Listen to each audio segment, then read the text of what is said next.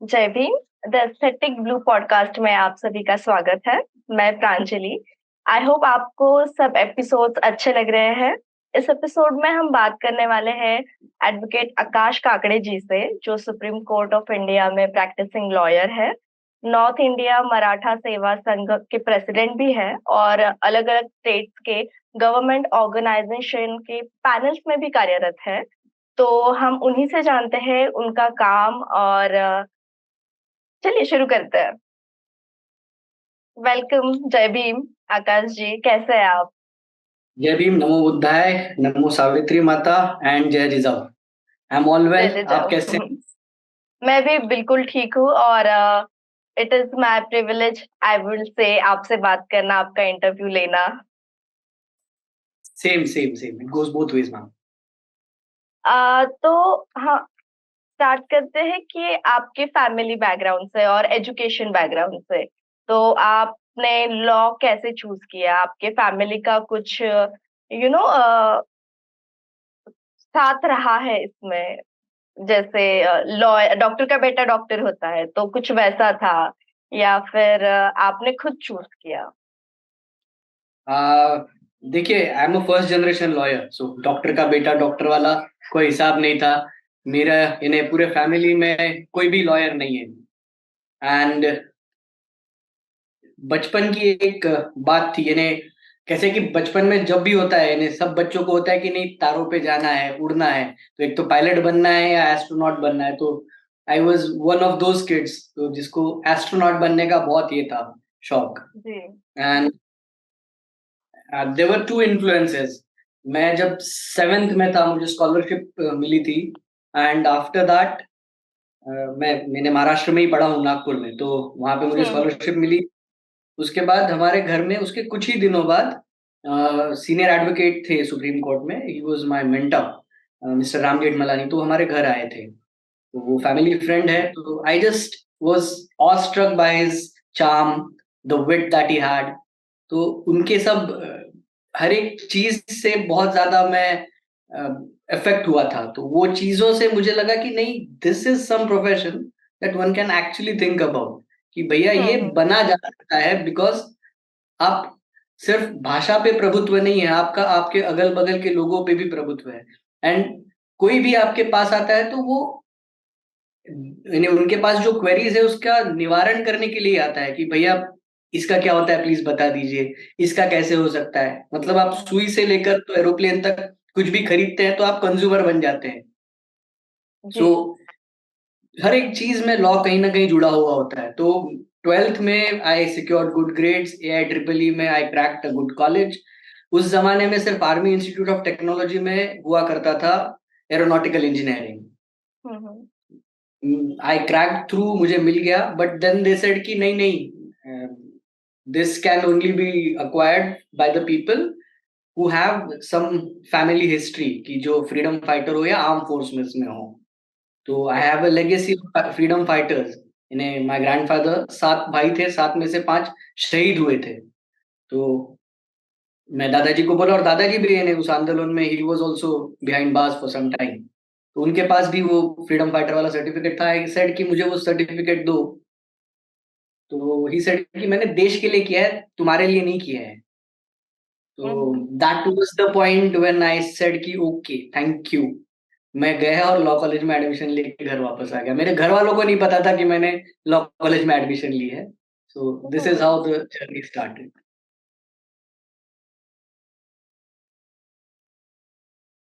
Okay. और आपने कहाँ से लॉ की पढ़ाई की?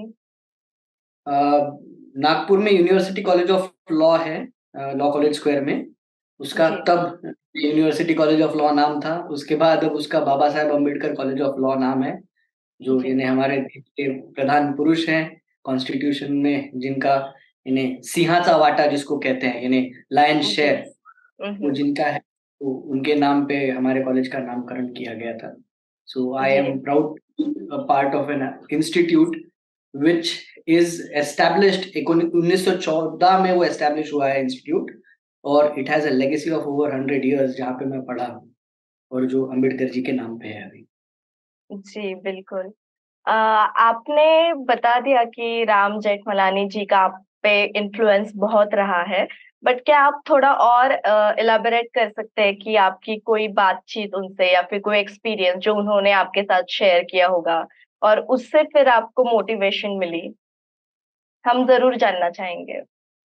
जैसे 90s का वो दौर था, तो 90s में बहुत सारे वो मैंने राइट्स हुए, बॉम्बे ब्लास्ट केस हुआ, एंड वो सब अलग अलग टाइप के स्मगलर्स और वो लोगों को पकड़े जाते थे। और डेविल्स एडवोकेट करके इनकी पहचान हुआ करती थी, यानी this is all subsequent knowledge, उस हम्म। समय नहीं था। तो मेरे घर जब ये आए थे तो उनसे मिलने कम से कम 200-500 लोग घर पे आ गए थे। तो हम्म। आई वाज लाइक कि इतना तो मेरे दादाजी को मिलने नहीं आते। माय ग्रैंडफादर, मतलब my real grandfathers Elder brother, he was member of parliament from Pune. तो वो भी जब आते थे तभी भी इतना लोग मिलने नहीं आते थे। मैं बोला दिस इज समथिंग डिफरेंट। तो राम साहब उस समय भी मेंबर ऑफ पार्लियामेंट हुआ करते थे, पर इनका वो चार्म ही अलग था। और मेरा उनसे इंटरेक्शन हुआ तो वो बोले क्या बनना चाहते हो? मैं बोला आप क्या हो? हम्म। तो वो हंसे, वो बोले मैं वकील हूँ। तो बोला मैं वकील बनने की भी सोच रहा हूँ। बोला it was the first time I ever thought about it, but yes, that is something जो मैंने उन्हें कहा कि मैं वकील बनने की भी सोच रहा हूँ। और तो ही smiled at me and he was like कि जो भी करना दिल से करना। That was the only thing he said. इन्हें घर पे घर हम्म। वालों को होता है कि ठीक है क्या करना है, या थोड़ा इंटरफेरेंस होता है, मेरे घर वालों का कभी इंटरफेरेंस नहीं रहा। तो हम्म। ये इन्फ्लुएंस उनका ज्यादा था, क्योंकि उन्होंने ये बोल दिया कि भैया जो करना है वो कर लिए, मतलब इट इज नॉट कि मुझे लग रहा है अभी कि वकील बन जाऊं तो बन ही जाओ। वो बोले जो मन में अच्छा लगता है वो करना। तो that somewhere played the trick. तो that was hmm. My first conversation with Ram Jethmalani. और आप कितने साल के थे तब? आई वाज सेवेंथ का, मेरा स्कॉलरशिप का एग्जाम जस्ट हुआ था, तो I guess maybe 10-12 years। हाँ हाँ हाँ। सो तब से फिर आपने कभी दोबारा नहीं सोचा कि पायलट बनना है या फिर कुछ और बनना है? पायलट नहीं बनना था, यानी then I was too much focused कि मुझे एरोनॉटिकल इंजीनियरिंग करनी है। But hmm. वो भी मेरे फोकस कैसा था कि एरोनॉटिकल इंजीनियरिंग करना है, I crack it, I prove myself कि मैं ये कर सकता हूँ, and then I go into law.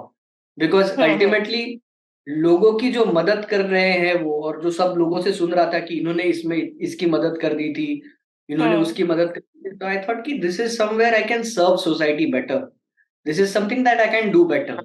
सो जी। इस ऐसे फैमिली से आता हूं मैं कि जो हमेशा सोशल एक्टिविटीज में और इसमें बहुत ज्यादा बढ़ चढ़ कर हिस्सा लेते रही है, यानी from since before freedom times till date, यानी कोई ना कोई फैमिली में से हमेशा सोशली एक्टिव रहा है।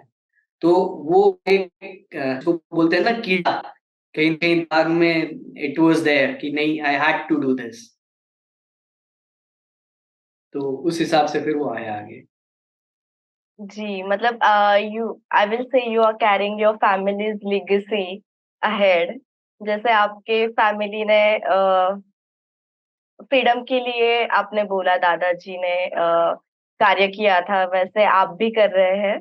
और वो होता है कि जब घर में सोशली एक्टिव होते हैं या फिर बातचीत होती है, जैसे राम जेठमलानी जैसे लोगों से, बड़े लोगों से आपका मिलना जुलना होता है, तो पर्सनालिटी पे उसका एक थोड़ा असर जरूर पड़ता है, ऐसे मुझे लगता है। जी। आ, मैं हम एस्थेटिक ब्लू पॉडकास्ट है, तो हमारा प्रोडक्शन हाउस भी है जो शॉर्ट फिल्म्स बनाता है। विपुल ने जी। कई शॉर्ट फिल्म्स डायरेक्ट की है जिसको इंटरनेशनल बिग स्क्रीनिंग वगैरह हुआ है।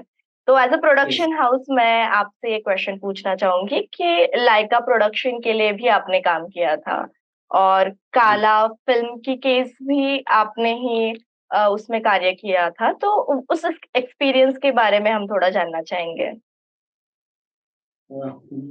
कैसे कि क्रिएटिव इंडस्ट्रीज एक अलग टाइप का पैशन होता है। आप बेहतर समझ सकते हैं क्योंकि आप जी। उस इंडस्ट्री से बिलोंग करते हैं। तो क्रिएटिव इंडस्ट्री का मेरा मास्टर्स में एक मैंने जो मॉड्यूल लिया था, तो दैट वाज क्रिएटिव इंडस्ट्रीज। तो उस समय मैंने European world intellectual property right organisation में कुछ दिन काम किया। तो वहां पे काम करने वाले लोग और फिर वहां पे जो एक्टर्स एक्ट्रेसेस है उनके साथ मेरा संबंध था, संपर्क था। जी। तो उसी के थ्रू लाइका प्रोडक्शंस जो इंडिया में है वो लाइका मोबाइल करके यूके में है। तो हम्म। तो उन्हीं का ये यहाँ पे आया और इंडिया में जो ये लॉन्च हुआ तो it got launched with Reliance. तो हम्म। वो इट कंप्लीटेड द साइकिल और इंडिया में I got in touch with these people. तो व्हेन आई रिप्रेजेंटेड समवन, तो उसमें कैसे हुआ कि there was this movie that was coming up. यानी दोनों केसेस में अलग अलग मूवीज थी। लाइका प्रोडक्शंस की जो मूवी थी वो अलग थी। काला जो फिल्म थी that was a different story, Rajinikanth ji की जो थी। जी तो दैट वाज अ जी। डिफरेंट। तो इसमें तो कॉपीराइट का ही इशू था, मतलब जो नाम रजिस्टर्ड कॉपीराइट था वो नाम ही ले लिया था और उसका वो झगड़ा था। तो हम्म।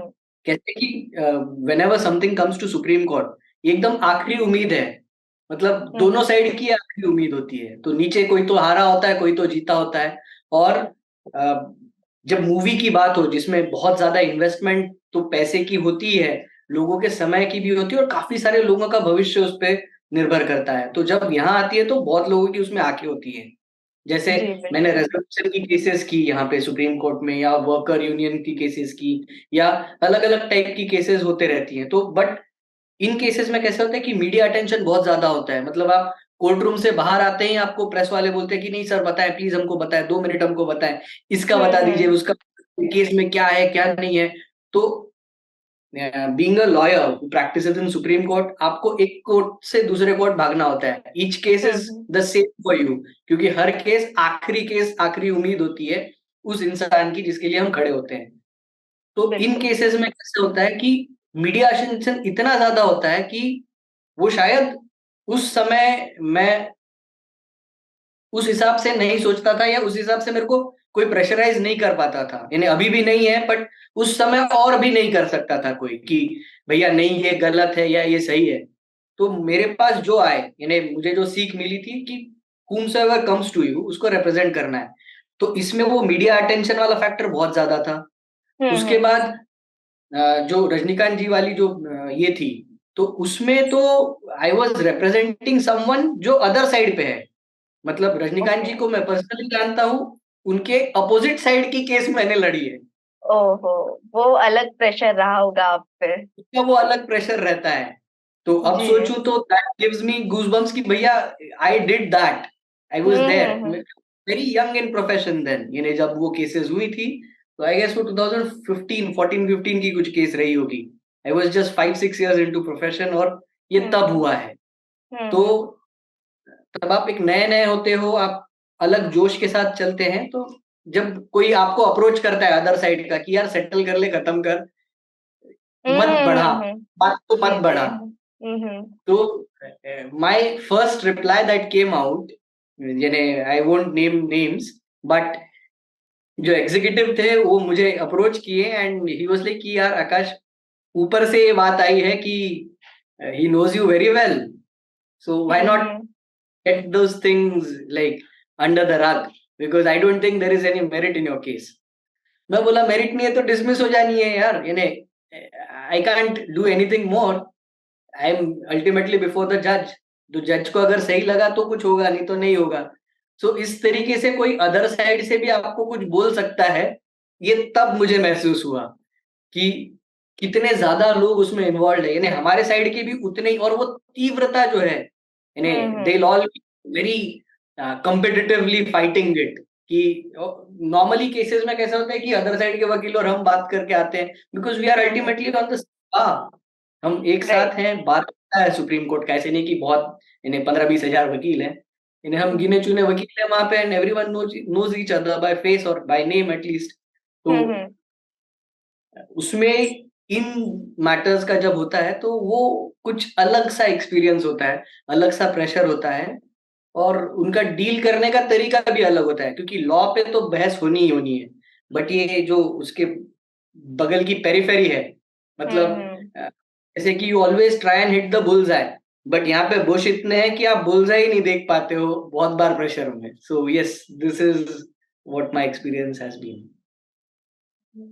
बट आई मस्ट से आपने बहुत अच्छे तरीके से हैंडल किया, क्योंकि ऐसे क्या बोल सकते हैं हम उसको,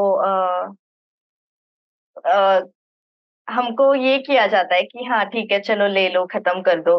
क्योंकि मैंने भी सुना है, देखा है, एक्सपीरियंस किया है, जो कोई मेरे फैमिली में है जो लॉ प्रैक्टिस करते हैं उनके लिए। बट अपने मॉरल्स पे टिके रहना, दैट इज समथिंग एल्स। और आप जैसे लॉयर्स हैं, और आप जैसे जजेस भी हैं, इसलिए हमारा अभी भी सिस्टम पे भरोसा है, और आप जैसे और होने चाहिए ऐसे मैं बोलूंगी। क्योंकि लॉ के सामने सब सेम है, किसी को आप अगर जानते हो, इसलिए वो दबाना I think that's not morally right. I completely agree. But इसमें एक चीज और जोड़ना चाहूंगा। अभी 2-4 दिन पहले की एक लॉ मिनिस्ट्री का रिपोर्ट है, जो मैंने किसी ने क्वेश्चन पूछा पार्लियामेंट में and there was an answer to that. तो SC ST OBC, these are the, यानी बहुत ज्यादा जो जातियां हैं हमारे देश में वो ये जातियां हैं, है ना। जी। तो और बाकी माइनॉरिटी है, आप मुस्लिम मुस्लिम ले लिए, क्रिश्चियन ले लीजिए, या फिर सिख ले लीजिए, या हम्म। जोरास्ट्रियन ले लीजिए, तो ये माइनॉरिटीज में आते हैं। But all of these they constitute a huge chunk of your population, right. Yes. जब आप जुडिशियल रिप्रेजेंटेशन देखते हैं इन लोगों का जुडिशियरी में, हायर जुडिशरी में स्पेशली, मतलब हाई कोर्ट और सुप्रीम कोर्ट में, जिनको हम्म। कॉन्स्टिट्यूशनल भी कहते हैं, तो हम्म। इन कोर्ट्स में रिप्रेजेंटेशन देखते हैं तो आपको डर लगता है, बिकॉज इन जातियों का वहां पे रिप्रेजेंटेशन ही नहीं है, इन्हें ना के बराबर रिप्रेजेंटेशन है। द रिपोर्ट सेट 13.8% रिप्रेजेंटेशन है महिलाओं का, जो 50% पॉपुलेशन है। 35% रिजर्वेशन है, बट रिप्रेजेंटेशन सिर्फ 13.8%। इन्हें we belong to Savitri Phule country, we belong to जिजामाता's कंट्री, लक्ष्मीबाई's हम्म। कंट्री। इन्हें इन स्टॉलवर्ड्स की कंट्री से हम बिलोंग करते हैं, जिनको हमेशा महिलाएं बहुत बड़ी है ऐसे बताते हैं। बट भाई, I can't see them up front. जब जुडिशियस है वो, तो उनको ऊपर बैठने दो, अच्छे लोगों को हम्म। ऊपर जाने। सो यस, जुडिशरी में फेथ होना चाहिए, because judiciary is ultimately doing it for the betterment of everyone. और कैसे कि मैं मेरे मॉरल्स पे खड़ा हूं, सब वैसे ही मॉरल्स पे खड़े रहेंगे, ऐसे मैं अपेक्षा कर सकता हूँ। I can't press anyone for morals, because हमारे संविधान में भी आप देखेंगे तो there is one chapter which is called directive principles of state policy, है ना। तो उस चैप्टर को आप कभी एनफोर्स नहीं कर सकते हैं। वो हमारे स्टेट को कैसे हमारे बाकी लोगों के साथ संबंध रखने हैं, किस हिसाब से काम करने हैं, तो these are only directions. They जी। cannot enforced on any government, be it state government या सेंट्रल गवर्नमेंट। तो किसी पे एनफोर्स नहीं किए जा सकते हैं। तो उसी तरीके से ये मॉरल्स हैं। तो ये मॉरल्स जब तक हमारे सलामत रहेंगे, तब तक ये सही रहेगा। क्योंकि कैसे कि किसी का भी झगड़ा हो जाता है, तो the final thing they will say is, I will see you in court, because that is what judiciary stands for in our country. जैसे आपका मीडिया अभी चौथा स्तंभ बना है बेनेट कोलमैन की केस के बाद। तो पहले तो 3 स्तंभ हुआ करते थे, सो जी। Judiciary is also an important part of it. तो जुडिशियरी में जो स्तंभ है, वो स्तंभ आपको हमेशा आपके अधिकार और आपके जो मूलभूत अधिकारों के साथ कोई हनन करने की कोशिश करे, या मूलभूत अधिकारों को कोई छीनने की कोशिश करे, जो इन्हें, जिसके लिए अंबेडकर जी काफी लड़े हैं, तो उन चीजों हम्म। के लिए इन्हें गांधी जी, अंबेडकर जी, या हमारा पूरा फ्रीडम स्ट्रगल भी ले लीजिए, तो ऑल ऑफ देम वो इसीलिए लड़े कि हम सबको एक इंडिपेंडेंट और फ्री इंडिया मिले, जिसमें हर किसी के अधिकार को प्रिजर्व करा जा सके, बचाया जा सके, और वो बचाने का काम जुडिशरी का होता है। इसलिए जुडिशरी पे विश्वास है जो लोगों का, वो बहुत अच्छी बात है, because that is the ultimate truth जो सबको बचाएगी। जी, बिल्कुल सही कहा आपने। जैसे बाबा साहब ने कहा था कि कॉन्स्टिट्यूशन चाहे कितना भी अच्छा हो, अगर एनफोर्स करने वाले सही ना हो तो उसका गलत इस्तेमाल भी हो सकता है। तो इस पे आपके क्या विचार है? हम्म, मैं एक छोटा सा एग्जाम्पल दूंगा आपको इस पे। जी बिल्कुल। हमारे देश में UAPA एक्ट है, ठीक है, जो आप अनलॉफुल एक्टिविटीज अगर करते हैं तो उसमें उस एक्ट के सेक्शंस लगा दिए जाते हैं। ठीक है, या फिर मनी लॉन्ड्रिंग एक्ट है हमारे देश में, prevention of money laundering act है ना, पीएमएलए। तो इन एक्ट्स में अगर उसके सेक्शंस लग जाते हैं तो सुप्रीम कोर्ट के भी ऐसे जजमेंट्स और काफी सारी ऐसी चीजें हैं कि जो बोलते हैं कि भैया एक बार ये सेक्शन लग गए तो we won't be in a position to grant you any bail. Bail मतलब आपको अरेस्ट ना करे, वो चीज आपको वो देने के लिए बहुत हिचकिचाते हैं कोर्ट। नीचे के कोर्ट तो नहीं देंगे, हाई कोर्ट भी हिचकिचाएगा और सुप्रीम कोर्ट भी ना के बराबर इंटरफेयर करेंगे। और ये जो एक्ट्स हैं ये तो हमारे प्रोटेक्शन के लिए बनी हुई है, but we must also bear in our minds कि ये दुधारी तलवार है। It can not only help you, it can also kill you. तो उसको दोनों साइड से उतनी तेज धार है, तो they must be very judiciously used. मतलब किसी भी एक्ट में आप उसको लगा दोगे कि भैया यूएपीए की एक्ट लगा दो उसको, या फिर गुंडा एक्ट लगा दो जैसे उत्तर प्रदेश में होती है, या हमारे महाराष्ट्र आड़ा पोटा ये सब कानून हुआ करते थे। तो इनके कोर्ट्स रह गए और उसकी अपील डायरेक्ट सुप्रीम कोर्ट में होती है। कुछ लोगों को मैं यहाँ रिप्रेजेंट कर रहा हूँ सुप्रीम कोर्ट में, जो सेशंस कोर्ट का जजमेंट है उसको सुप्रीम कोर्ट में चैलेंज करते हैं, and that too goes in the manner of statutory appeal. तो वो बहुत ज्यादा क्रिटिकल कैसे है कि इसी तरीके से आप किसी भी चीज में आप जाते हैं, जैसे अंबेडकर जी ने कहा कि, तो उसी में एक और स्टेटमेंट है कि every right comes with bundle of duties. तो दिस वाज, तो हर राइट के साथ आपका एक क्या बोलते हैं, आपकी एक जिम्मेदारी भी बनती है, यानी हर उस राइट को एनफोर्स करने के लिए भी, यानी आप तब तक हाथ फैला सकते हैं जब आप किसी की उंगली आंखों में ना डाल दें, है ना। तो ये जीन जैकिस ने कहा था। तो और उसमें एक और चीज कही थी उन्होंने बहुत खास, वो थी कि power corrupts and absolute power corrupts absolutely. तो जब इन चीजों में हम जाते हैं तो हमें ये चीज तो सही तरीके से दिख जाती है कि भैया जो हमारे पुरखों ने कहा है, अंबेडकर साहब ने कहा है, सबने कहा है, तो दैट इज कि जो कुछ भी करें आप, डोंट ओवर डू एनीथिंग। जैसे overeating is not fun, मैंने उसको खाते वक्त शायद मजा आ जाए but it is not fun health wise. तो वैसे ही हर चीज का उसी तरीके से स्वादानुसार ही नमक खाना चाहिए। This is all I will से। ओके, आप किसान सेवा संघ के भी एडवाइजर हैं, उसके बारे में हमें थोड़ा बताइए। हमारा भारत एक कृषि प्रधान देश है, ये हम कहते हैं, हमेशा से कहते आए हैं, सोने की चिड़िया है, this and that, everything we से।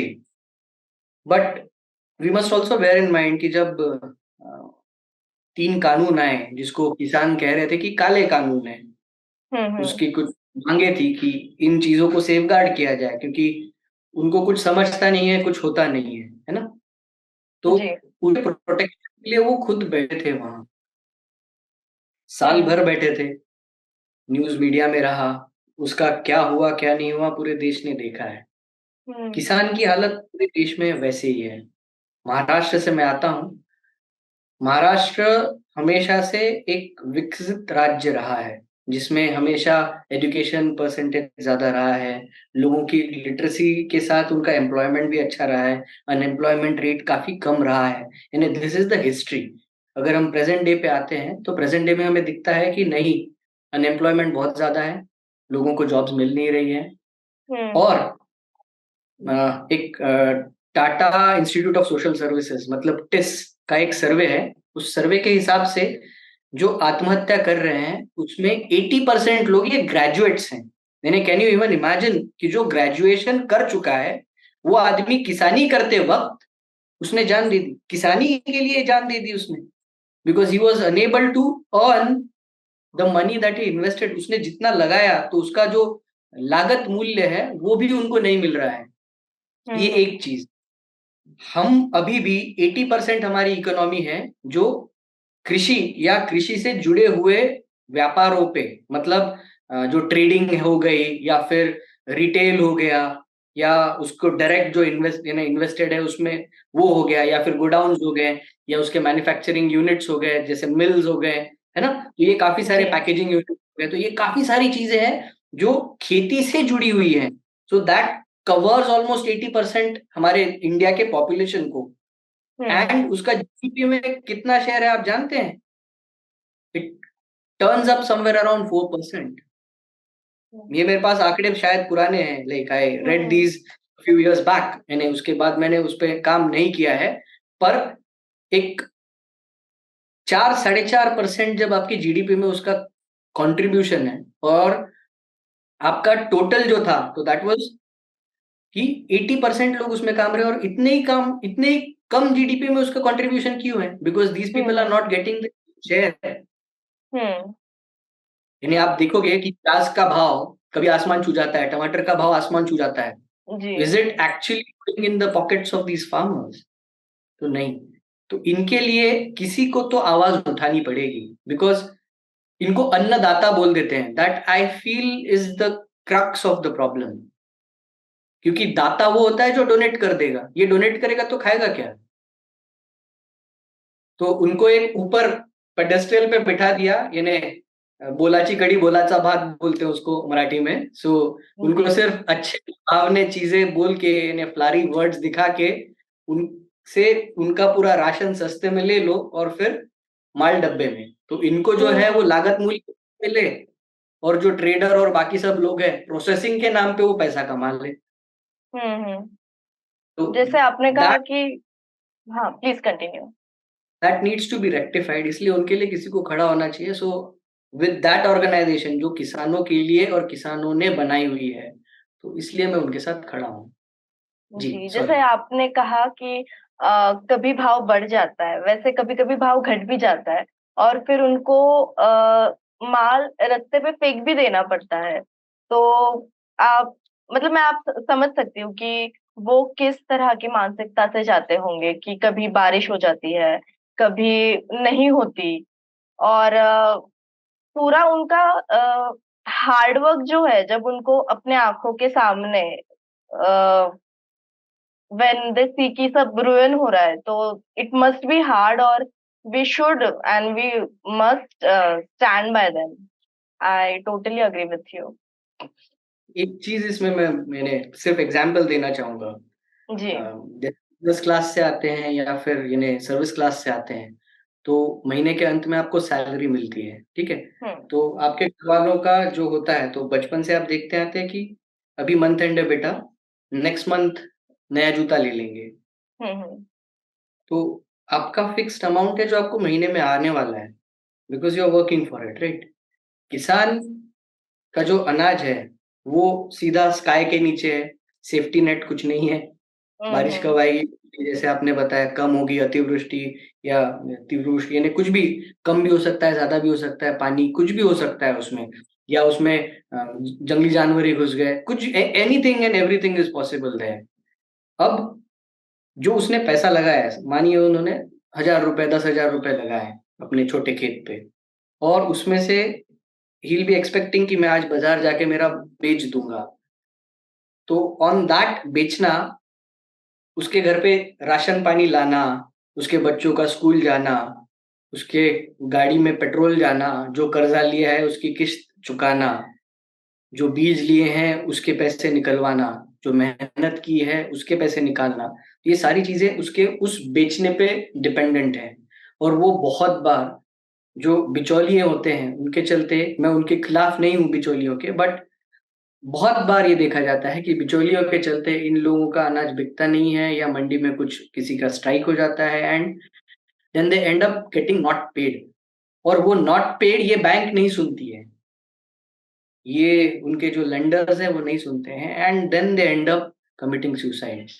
तो it is very sorry state of affairs, but yes that is the harsh truth.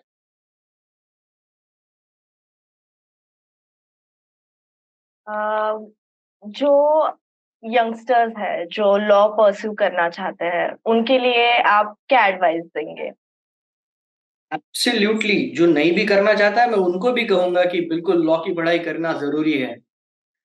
हमारा देश का जो सिस्टम है, legal system, it's a very complex system. But आप किसी भी चीज की पढ़ाई करते हैं तो नथिंग इज डिफिकल्ट। तो आप एक बार पढ़ लो, आपको कानून अगर पता है तो आपको कोई मूर्ख नहीं बना पाएगा।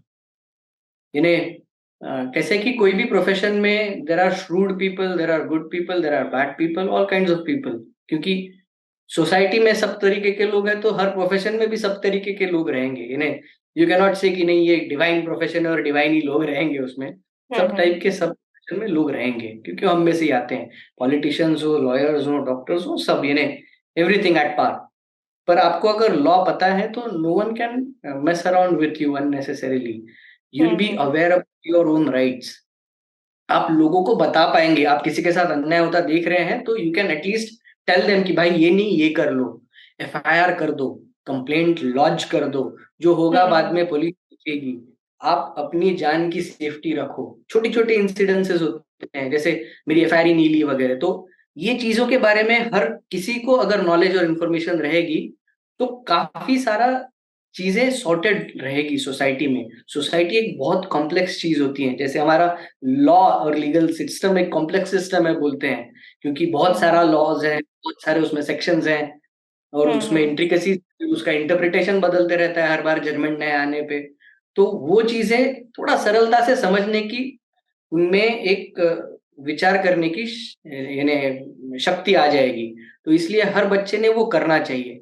कुछ डिफिकल्ट नहीं है, थोड़ा सा ध्यान दे के पढ़ना है, and everyone can go through and crack this.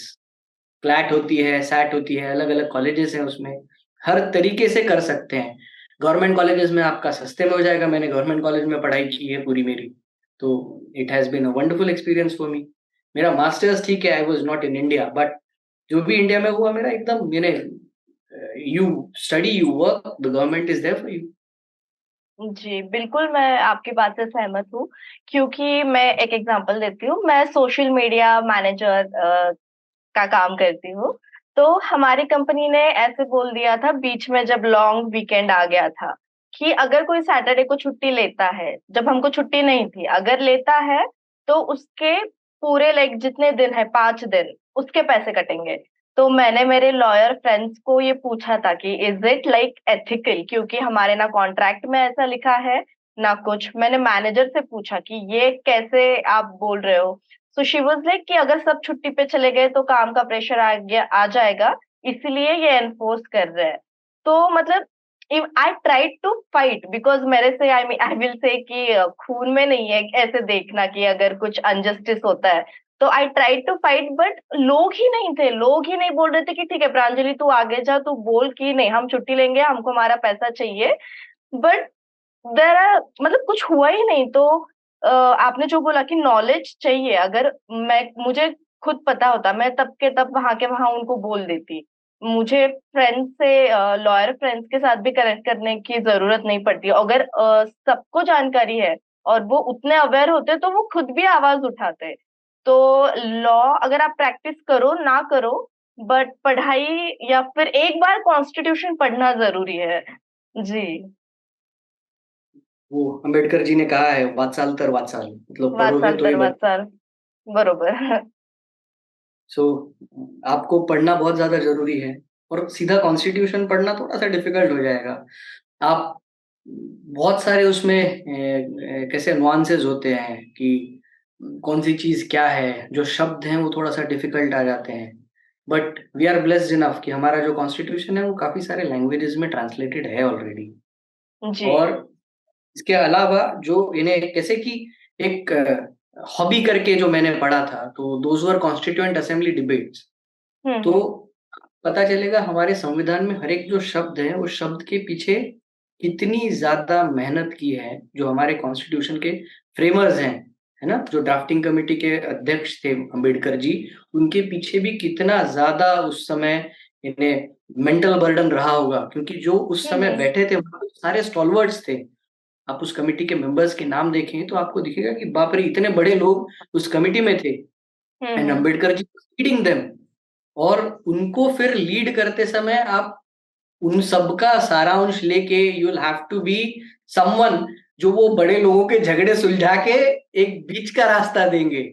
सो एक छोटा एग्जांपल देता हूँ कि इंडिया और भारत और भारतवर्षम और ये काफी हम्म। सारे नाम पे चर्चा हो रही थी, that was the first time the constituent assembly was meeting actually constitution पे। हर वर्ड के पीछे बहुत ज्यादा मीनिंग और सोच विचार गया हुआ है। तो जैसे आप इंडिया, दैट इज भारत, ये जो कॉन्स्टिट्यूशन में आर्टिकल 1 में लिखा हुआ है, तो इसका जब आप डिबेट के साथ रिलेट करेंगे तो इतना घोर डिबेट हुआ, हर एक को अलग नाम चाहिए था। बोले नहीं, हम्म दिस इज, ये नाम नहीं रख सकते, वो नाम रखिए, हमारा ऐसा नाम है, भारतवर्ष रखिए, हिंदुस्तान रखिए। तो पाकिस्तान रख रहे हैं तो हमारा हिंदुस्तान रखने में क्या फर्क है, वगैरह ऐसी सारी चीजें उस पर डिस्कस हुई हैं। And after hmm that the conclusion कि नहीं, इंडिया दैट इज भारत। सो दो नाम हम्म रहेंगे हमारे। तो दिस इज समथिंग जो दिखने में एक लाइन है सिर्फ, पर जब आप हम्म उसके पीछे जाते हैं तो उसमें यानी लगभग 49 पेजेस का कॉन्स्टिट्यूएंट असेंबली के डिबेट्स हैं। उसमें वो हम्म विचार, सवाल जवाब और विचार विमर्श, वो 49 पेजेस का हुआ है सिर्फ एक लाइन हम्म के लिए। तो आप अंदाजा हम्म लगा सकते हैं कितने ज्यादा सोच के हर एक चीज और हर एक शब्द को उसमें लिखा गया होगा। तो इतने जी प्रिसाइज डॉक्यूमेंट को अगर हम नहीं माने और नहीं पढ़े तो that will be a shame. बिल्कुल। और जब अपने अभी जिक्र ही किया है तो अभी भारत नाम हम रखेंगे इंडिया का, ऐसे जो चल रहा है डिबेट, और सोशल मीडिया पे भी हम देख रहे हैं कि कुछ लोग इंडिया ही प्रेफर कर रहे हैं, कुछ लोग बोल रहे हैं कि नहीं, we will call us Bharat. तो उस पे आपके क्या विचार है? Both mean one and the same. Article 1 says so, constitution हमारा कह रहा है India that is Bharat, but उसमें डिबेट उनका का कुछ वो कहना भी है नहीं कि है। भारत ही रखना है, इंडिया नहीं, क्योंकि it is may be English word, may be अंग्रेजों अंग्रेजों का कुछ प्रभाव रहा होगा। रहा होगा नहीं रहा होगा उससे क्या फर्क पड़ रहा है, अनलेस एंड अनटिल आप कॉन्स्टिट्यूशन में कुछ चेंज लेके आए या कॉन्स्टिट्यूशन में चेंज करें। I don't hmm think it is going to create कुछ भी डिफरेंस, उससे कुछ आने नहीं वाला है। India that is Bharat, it's one and the same. आपको जो मन है वो जी यूज करिए।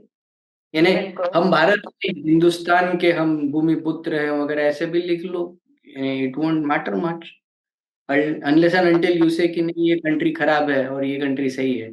ऐसे करके हम्म कुछ आप नहीं बोलते तो आई डोंट थिंक उसमें आप यानी अनलॉफुल एक्टिविटीज में वो पकड़ सकें। तो I think both mean one and the same thing. या और तो मुझे लगता है कि सिर्फ, पॉलिटिकल है। जी जी, मुझे लगता है कि नाम क्या होना चाहिए इस पे डिबेट होने से अच्छा है कि हमारे पास बहुत सारे इश्यूज है जिस पे काम होना चाहिए। तो ये जो हम एग्जैक्ट नाम बदल रहे हैं कि औरंगाबाद का संभाजी नगर कर दिया, बट शहर तो वही है। शहर में अगर बदलाव हो रहा है, लोगों को जॉब्स मिल रहे हैं या फिर क्लीन सिटी हो रही है, तो वो कुछ नोटिसेबल होगा, ऐसे मुझे लगता है। नाम बदलने से लोगों का जीवन अगर अच्छा हो रहा है तो मेरा फुल सपोर्ट है उस चीज को। I'll share a small incident. I was traveling by train, तो मैं यानी सब पेरेंट्स लोग मेरे नागपुर में रहते हैं और मैं दिल्ली में रहता हूँ बिकॉज ऑफ माई वर्क। तो मैं ट्रेन से ट्रैवल कर रहा था एंड बहुत दिनों बाद ट्रेन से ट्रैवल कर रहा था, तो मैं स्टेशन नहीं पता थे। तो घर से फोन आया, बोले अरे कहाँ पहुंचा।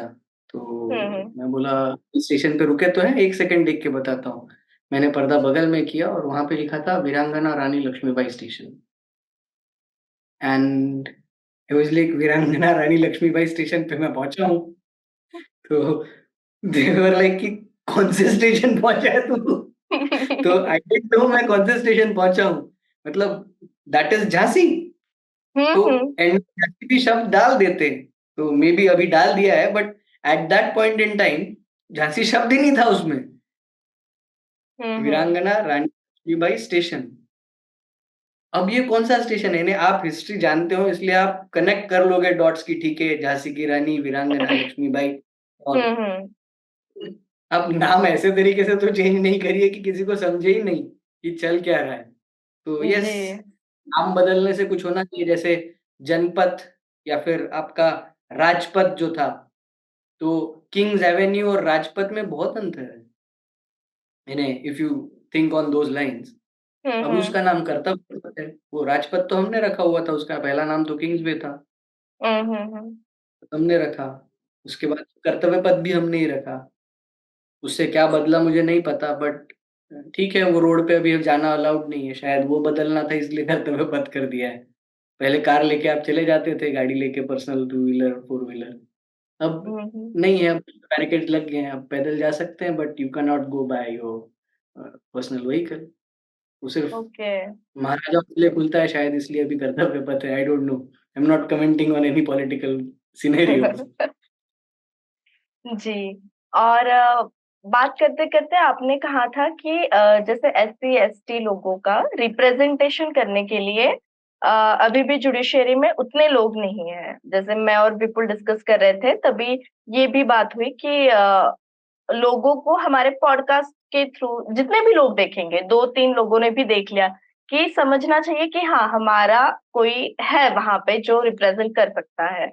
हम आपकी बात कर रहे हैं। डेफिनेटली, तो डेफिनेटली, डेफिनेटली, आई एम तो हियर, हूँ यहाँ। प्लीज कंटिन्यू, आप कंटिन्यू कर लो। नहीं नहीं नहीं, बताएं प्लीज। जी। तो वैसे हर फील्ड में भी होता है कि अनइवन थोड़ा सा। ऐसी लाइक बैंकिंग में देख लो या फिर एक्टिंग में भी मराठी एक्ट्रेसेस अगर वगैरह देख लो तो ताम्हनकर, बापट, ऐसे तो क्या आपको लगता है कि जुडिशरी में ऐसा थोड़ा अनइवन डिस्ट्रीब्यूशन है when it comes to lawyers और जजेस? दो तीन चीजें हैं इसमें। एक हमारे फॉर्मर रिटायर्ड सुप्रीम कोर्ट के जस्टिस हैं, जस्टिस मार्कंडेय काटजू। हम्म। अ, उनका स्टेटमेंट है ये कि अंकल सिंड्रोम, इन्हें ये शायद उन्होंने ही कॉइन किया हुआ स्टेट, यानी वर्ड है अंकल सिंड्रोम। तो कैसे है कि एक आदमी बैठ जाता है, फिर वो उसी के लोगों को खींचता है ना? जी। और हम्म। वो एक जाति विशेष के ही लोग ऊपर आते जा रहे हैं, क्योंकि हम्म। वो अपने ही भतीजे को खींच रहा है, बाकी किसी को खींच नहीं रहा है। और अ, विडंबना ये है कि जब ओबीसी, एससी, एसटी, इन कैटेगरीज के लोग अच्छे पदों पे बैठते हैं ना, तो वो खुद को ये दिखाने के लिए कि देखो, आई एम सो क्लीन, वो अपने लोगों को जो डिजर्व करते हैं उनको भी दरकिनार कर देते हैं। और इसके विपरीत वो लोग कुछ चलते हैं, कुछ जाति विशेष के लोग। तो इट डजेंट मेक सेंस कि आप ऐसा करें। जैसे कि हम हमारे खुद के बड़े दुश्मन हैं। हम हम्म। लोग हमारे ही लोगों को अगर नहीं बढ़ाएंगे, हमारे ही लोगों के अच्छे जो काम हैं उनको हम नहीं दर्शाएंगे, उन लोगों के हम कामों को नहीं बढ़ाएंगे, नहीं बताएंगे, तो कांग्रेस जैसे मिट रही है देश में, वैसे ही एक दिन हमको भी खोजना पड़ेगा कि भैया कोई नौकरी दे दो। संविधान हम लेके आए, पर हम बोलेंगे कि भैया कानून में हमको थोड़ी सी जगह दे दो। हम्म। ये चीज पे नहीं। हम ना आ जाए, तो इसके लिए हमें उसमें संघर्षरत रहना पड़ेगा। जी।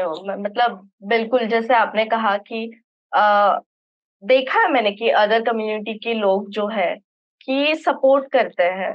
बट ऐसे भी कुछ लोग हैं जो SC ST OBC, हम जो मूल निवासी कहेंगे उनको अगर, तो कि वो आ- ऊपर भी लाने की कोशिश करते हैं। बट जो लोग हैं उन्हें ऊपर आने की उतनी प्रेरणा भी होनी चाहिए।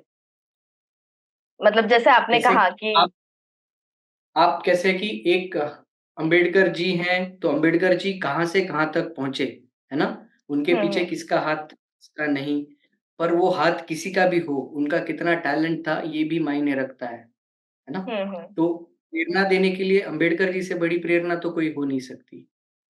जी। जो उम्र में स्कूल कंप्लीट नहीं कर पा रहे थे, उनको सयाजीराव गायकवाड़ महाराज ने, इन्हें आई वोंट कमेंट कि उनका ब्रिटिशर्स से कैसा अलाइनमेंट था, ये वो, I won't comment on those issues, but primary चीज है कि सयाजीराव महाराज गायकवाड़ ने, ये मेरे घर का बेटा है, हम्म। मेरे दिन पहले इन्हें उनके एंसेस्टर्स से मुलाकात हुई थी। तो वहां पे अभी फिलहाल राजा है, उनसे मेरी मुलाकात हुई थी। तो जी। अकॉर्डिंग टू हिम, उनका क्या कहना था कि हर एक चीज़, यानी जितना हो सके उन्होंने ये कहा कि ये मेरे घर का बेटा है, क्योंकि उस समय ब्रिटिशर्स को लगा कि नहीं, ये गायकवाड़ जो डायनेस्टी है ये कुछ गलत कर रही है, ये हम्म। हो सके अपने लोगों को भेज रही है बाहर। जबकि वो स्कॉलरशिप रिजर्व थी सिर्फ रॉयल फैमिलीज के लिए। हम्म। उस स्कॉलरशिप पे अंबेडकर जी को भेजा, उनका पूरा एजुकेशन उस डायनेस्टी ने किया, है ना? जी तो जी। हमको ये चीज़ें दिखनी चाहिए और उन चीज़ों को हमने बढ़ावा देना चाहिए। अंबेडकर जी ने उन चीज़ों को बढ़ावा देने का सोचा, इसीलिए अंबेडकर जी ने 2 लोगों की जीवनी लिखने की बात कही। एक थी जो महात्मा ज्योतिबा फुले और हम्म। दूसरी जीवनी थी सयाजीराव गायकवाड़, है ना? तो जी। हर किसी को रिकॉग्नाइज़ जब हम करेंगे, हर एक के छोटे एफर्ट्स को भी हम जब रिकॉग्नाइज़ करेंगे, जैसे शॉर्ट फ़िल्म बना रहे हैं, तो शॉर्ट फ़िल्म का मतलब क्या होता है? यू कन्वे सम आइडिया जो लॉजिकल है, रेलेवेंट है और प्रेज़ेंट टाइम के लिए इफ़ेक्टिव और नेसेसरी है। हम्म। शॉर्ट फ़िल्म में आप संक्षिप्त में वो मैसेज कन्वे कर देते हैं। वो जी मसाला जी। फ़िल्म नहीं, short film is something that conveys exactly what it needs to convey. है ना? तो हम्म। उसी हिसाब से कानून भी वैसे ही होते हैं और किसी को भी कहाँ से वो स्पार्क मिले, जैसे मैं मेरा एग्ज़ाम्पल लूँ तो मुझे वो एक मीटिंग ने स्पार्क दिया कि yes, I need to be a lawyer, जो कम्युनिटी के लिए हम्म। मुझे कुछ करना है। तो जैसे हम्म। मैं बताता हूँ, आई प्राउडली से मैं जब यहाँ दिल्ली आया, तो there were not more than 20-25 people जो आए थे, मराठी भाषिक ओके। या कहीं से भी यानी ऑल ओवर इंडिया। चूँकि मेरे पिताजी सोशल वर्क में हैं, तो he has contacts all over India. तो मुझे बहुत लोगों के फ़ोन आते हैं कि भैया प्लीज़ गाइड कर दीजिए, क्या करूँ? मेरा +2 हो गया है या 10th हुआ है, अब क्या करना चाहिए, क्या नहीं करना चाहिए? तो उनके लाइकिंग के हिसाब से आई गाइड देम। बट मुझे जिस किसी ने पूछा कि भैया सुप्रीम कोर्ट सही में पॉसिबल है, कर सकते हैं? ऐसे जिन लोगों ने पूछा है, I can tell you 30 people here practising जो अभी सुप्रीम कोर्ट में हैं, 30 लोग कम से कम मेरे कहने पे यहाँ पे प्रैक्टिस करने आए हैं, क्योंकि मैंने सबको कहा कि हाँ, ये मुमकिन है, आप कर सकते हैं। आपको कानून पे पकड़ होनी चाहिए, आपकी पढ़ने की चाह होनी चाहिए, आपको अपडेट रहने की इच्छा होनी चाहिए और आपको कर गुज़रने की वो जो जुनून होता है, वो जुनून होना चाहिए आप में, तो आप बिल्कुल सुप्रीम कोर्ट में कर सकते हैं। तो ये चीज़ बताने के लिए हर एक इंसान को कनेक्ट होना पड़ेगा। लेग पुलिंग करेंगे एक-दूसरे को, "अरे नहीं उसको कुछ नहीं आता।" ये कहने से अच्छा अगर हमको लगता भी है ना? मुझे किसी के हम्म। बारे में ये नहीं, पर अगर लगता भी है, तो आई वोंट बी सेइंग कि भैया वो तो पागल है, उसको कुछ नहीं आता। I won't be saying it in such things. मैं इंस्टेड ऐसे कहूँ कि शायद वो आपको बेहतर रिप्रेज़ेंट नहीं कर पाएँ। हम्म। आपके लिए फलाना आदमी ज़्यादा बेहतर रहे, फलाना औरत ज़्यादा बेहतर रहेंगे। ऐसा हम्म। हमें कहना चाहिए। कैसे कि हम किसी को डेप्रिकेट कर रहे हैं मतलब we are spreading negativity somewhere.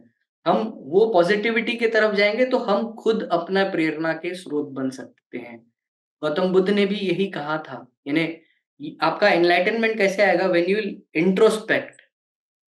जी। तो आप खुद को अगर पॉज़िटिविटी से भर देंगे तो I think you can do anything, you can achieve anything, anyone can achieve anything and supreme court is hmm. Not far, यही है और जी वहाँ बैठे बिल्कुल। हैं, मैं हूँ, मेरे जैसे और लोग हैं और सब आप सबके लिए बैठे हुए हैं। पूरे कम्युनिटी को जो हम मूल निवासी हैं, उन सबको ये पता होना चाहिए कि हमारे लोग हैं, हम्म। कानून पढ़ें, नहीं समझ रहा है तो पूछें। जैसे कि जी। जो भी यहाँ पे प्रैक्टिसिंग लॉयर्स हैं, वीकेंड्स पे वो लगभग फ्री होते हैं, पर वीकेंड्स पे उनको परिवार को भी समय देना होता है, जो क्लाइंट्स आते हम्म। हैं उनको भी समय देना होता है। तो उन सब से भी समय निकाल के वो सोशल लाइफ में सोशल लोगों के लिए काम करते हैं। काफ़ी सारे लॉयर्स हैं जो मैं जानता हूँ, जो हिंदू, मुस्लिम, सिख, ईसाई सब अलग-अलग कम्युनिटीज़ से आते हैं। उन सारे कम्युनिटीज़ के लोगों को भी मैंने देखा है कि वो समय डोनेट करते हैं। पर सिर्फ़ मैं मूल निवासियों में ही देखता हूँ कि वो एक-दूसरे की टाँग खींचने में बहुत ज़्यादा सैटिस्फाइड होते हैं। यानी आप नोटबंदी का ही एग्ज़ाम्पल ले लीजिए, लोग लाइन में खड़े थे, लाइन में लोग मर रहे थे, पर लोग इसलिए खुश थे कि देखो अमीर आदमी भी खड़ा है हमारे साथ। भाई हम्म। इज़ दैट द आप अपने अकाउंट से पैसे नहीं निकाल पा रहे हो। दैट माइंडसेट जिसको खुंसी मानसिकता बोल सकते हैं कि आप हम्म। किसी दूसरे के दुःख में अपना सुख ढूँढ रहे हैं, तो that should not be the way. आप जब दूसरे के सुख में अपना सुख ढूँढें, तो I think you will progress ahead. क्योंकि एज़ अ कम्युनिटी हम आगे बढ़ेंगे तभी कुछ हो पाएगा। क्योंकि अगर हम बड़े पोस्ट पे नहीं हैं, अगर हम जुडिशरी में नहीं हैं, अगर हम सब एज़ अ कम्युनिटी ऊपर नहीं बढ़ेंगे, सब एक दूसरे की मदद करते हुए नहीं चढ़ेंगे तो वो जो नहीं होता है, क्या बोलते हैं उसको, पिरामिड, ह्यूमन पिरामिड जो बनाते हैं, जी जी। क्या, दही हंडी बेस जो होती है, वाला बेस में ही रहेगा और ऊपर वाला ऊपर ही एवरीवन विल रहेगा। B rising up. कैसे है कि इतने ज्यादा लोगों ने अपने जान की आहुति दी, तब जाके हमें आजादी मिली, है ना? किसी एक आदमी को हम नैरो डाउन नहीं कर सकते हैं। वही हम हम्म जब इंडिया गेट पे जाते हैं, तो इंडिया गेट जो यहाँ दिल्ली में है, आपको उस पे हम्म। बहुत ज्यादा नाम लिखे दिखेंगे लोगों के। उसमें मुसलमान हैं, सब जाति धर्म के लोग हैं, because everyone has contributed for our integrity. तो अटक से जी कटक तक और कन्याकुमारी से लेकर कश्मीर तक हम एक है, ये जब तक हमें भावना नहीं आएगी, I think it is difficult. और ये जो हमेशा स्प्लिट करने की कोशिश में रहते हैं, उन लोगों से थोड़ा सा दूर रहें, कानून पढ़ें, एंड ये हमेशा मन में रखें कि मेरा कोई है जो मेरे लिए हम्म। आवाज उठाए, मेरे लिए खड़ा है, हमेशा खड़ा रहेगा। ऐसी भावना जब तक हम सब में नहीं स्प्रेड कर पाएंगे, तब तक कम्युनिटी के लिए, हमारे सबके लिए वो थोड़ा सा डिफिकल्ट है। यानी हम बाबा साहब को मानने वाले, यानी सिर्फ शेड्यूल कास्ट या शेड्यूल ट्राइब नहीं है, काफ़ी सारे लोग हैं। यानी आई नो फॉर फैक्ट कि महमूद बादशाह करके एक सीनियर एडवोकेट हैं यहाँ सुप्रीम कोर्ट में, डेज़िग्नेटेड नहीं है पर काफ़ी सीनियर हैं वो। तो हम्म। उन्होंने, यानी he is known as one of the foremost speakers on Gandhi, यानी ऑन अम्बेडकरिज़्म। यानी अम्बेडकर हम्म। जी के थॉट को सबसे ज़्यादा बढ़ाने वाले या बोलने वाले चुनिंदा स्पीकरों में से वो एक हैं, जो यहाँ पे जी। प्रैक्टिस कर रहे हैं। तो he belongs to, like he follows Islam, he does not belong to these categories, फिर भी वो हैं। तो कैसे है हम्म। कि जाति विशेष में हम किसी को बाँध के नहीं रख सकते हैं। जैसे गांधी जी को इन लोगों ने, जो ब्रिटिशर्स थे, वो सबसे ज़्यादा डर रहे थे। बट उनके पार्लियामेंट के बाहर 2013 में हमने गांधी जी को बिठाया है, उन लोगों ने बिठाया है। हम्म। और 2014 से हमारे देश में उनको गाली देने का सिलसिला शुरू हो गया है। यानी दुनिया में उनका लोहा मन गया और हमारे देश में ही उनका नाम गिर गया। तो that is somewhere we need to get out of all this and actually work on things that matter, employment हो या बाकी सारी चीज़ें हों। और सबसे इम्पोर्टेंट चीज़ कि आप किसी भी अ, यानी जगह जाते हो, तो आपको उस चीज़ का लॉ पता हो तो वो बेहतर चलता है। हर चीज़ में लॉ जुड़ा हुआ है, हर हम्म। एवेन्यू में लॉ जुड़ा हुआ है। आप ट्रैवल कर रहे हैं तो that is covered by law. आप टिकट खरीद रहे हैं, that is covered by law, वो चाहे प्लेन की हो या मूवी की हो। Everything hmm. Is governed bye. तो आपको थोड़ा-सा लॉ की जानकारी हो और आपको ये पता हो कि नहीं, मुझे बताने वाला कोई है। जैसे आपने कहा कि आपके परिवार में कोई लॉयर है, आपके यहाँ कुछ यानी डिस्प्यूट हो रहा था, तो आपने बोला कि नहीं छुट्टी का ऐसा हो सकता है क्या? तो hmm. Everything covered by a contract is hardwired, वो वैसे ही होना है। उसके अलावा कुछ करना है तो आपको एक अलग से अपडेट देना पड़ेगा, नहीं तो वो कर नहीं पाएगा। ये बताने के लिए आपको लॉ पता होना ज़रूरी है। जी तो वो नहीं है तो आप कम से कम ऐसे इंसान को जानें कि जो आपके लिए बता सके आपको। जी। ये एपिसोड देख के मुझे लगता है बहुत सारे जो यंगस्टर्स होंगे एस्पायरेंट, जिनको लॉयर बनना है, प्रैक्टिस करनी है, वो इंस्पायर होंगे। और जैसे आपने कहा कि सब कुछ मुमकिन है, तो वो हमारा लिमिटिंग बिलीफ ही बोल सकते हैं हम कि ये नहीं हो सकता, या फिर अरे मैं ये सोच रहा हूँ, इट्स टू बिग, मतलब ऐसे कैसे हो सकता है, मैं कैसे 50 करोड़ कमा सकता हूँ। हम कमा सकते हैं, बट हम खुद पे ही विश्वास नहीं रखते, और that is what we call limiting beliefs. तो हमें वो दूर करना चाहिए, जैसे आपने कहा। और इक्वालिटी, इक्विटी, सब बाबा साहब ने कहा था कि we are Indians firstly and lastly. तो मैं तो बोलती हूँ कि मैं ह्यूमन हूँ, मैं एक ह्यूमन बीइंग हूँ या फिर लिविंग बीइंग हूँ। मैं सजीव हूँ। उतने लेवल पे अगर, मतलब मैं थोड़ा सा ज्यादा ही बोल दिया, बट कास्ट के बेसिस पे डिस्क्रिमिनेशन नहीं करना चाहिए, और हम सब एक है, इंडियंस है, ह्यूमंस है। ये अगर हम माइंड में रखें और अपना काम अच्छे से करें, लोगों का हेल्प करें, तो I am pretty much sure कि हमारा देश अभी बहुत आगे बढ़ चुका है और इससे भी आगे बढ़ेगा। और आप जैसे लोग हैं हमें गाइड करने के लिए, तो जरूर जो हम विकास का स्वप्न देख रहे हैं वो जरूर पूरा होगा। देयर इज दिस सेइंग कि ये एपीजे अब्दुल कलाम का सेइंग है कि ड्रीम्स आर दोज, मैं हिंदी में उसको जो अनुवाद है वो बताता हूँ कि सपने वो हैं कि जो आपको रात को सोने ना दें। या ड्रीम्स आर दो या। मतलब आपको वो सपने होने चाहिए कि जिसके लिए आपको हमेशा ये ज़िद रहे मन में, आपकी वो सनक रहे कि आप कंटिन्यूअसली उस चीज़ के लिए काम करते रहें। आप नींद में भी उस चीज़ के बारे में सोचते रहें, तो आप अल्टीमेटली वो हासिल कर लेंगे। तो जी यस, बिल्कुल। और लॉर्ड बुद्धा ने भी कहा है कि all that we are is the result of what we have thought and what we have not thought. तो इसी नोट पे, इस पॉजिटिव नोट पे हम पॉडकास्ट एंड करते हैं। Akash ji, thank you so much for being on the blue aesthetic. हमको बहुत अच्छा लगा और बहुत सारी चीजें पता चली जो बहुत इम्पोर्टेंट है लॉ के बारे में सबको जानना। तो आपने आपका कीमती वक्त निकाला, इसलिए थैंक यू। बहुत बहुत अच्छा लगा आपसे बात करके। और जय भीम, नमो बुद्धाय, जय शिवाजी, जय शाहू। Thank you. मुझे भी बहुत अच्छा लगा। Thank you for having me. जय थैंक जिजाऊ। यू।